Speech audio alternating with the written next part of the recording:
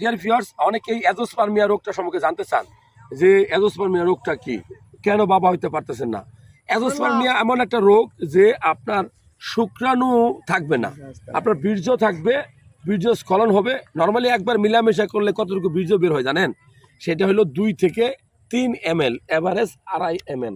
আবার শুক্রাণু নীল হয়ে গেলে বাবা হইতে পারে না। অনেক সময় শুক্রাণুর পরিমাণ খুব কম থাকলেও বাবা হওয়াটা টাফ হয়। এই জন্য আমি বলবো যে আপনি বাবা হওয়ার জন্য আপনার শুক্রাণু টেস্ট করা উচিত, সিমেন টেস্ট করা উচিত। অ্যাজোস্পার্মিয়া হলো যে যদি শুক্রাণু সংখ্যা নীল হয়, 0 হয়, ঠিক তখনই অ্যাজোস্পার্মিয়া বলি, বীর্যের শুক্রাণু সংখ্যা 0। তবে চিকিৎসায় ভালো হয়। অনেক সময় যেই পথে আসে সেই পথ ব্লক হয়ে গেলে এটা অপন করে দিলেই হয়। তবে যদি শুক্রাণু তৈরি না হয়, শুক্রাণু কোথায় তৈরি হয় জানেন? অন্ডকোষে। যে তৈরি না হয় তাহলে তো আল্লাহ ভরসা, তাহলে অন্য হিসাব। তৈরি হলে IVF পদ্ধতিতে আপনি বাবা হতে পারবেন।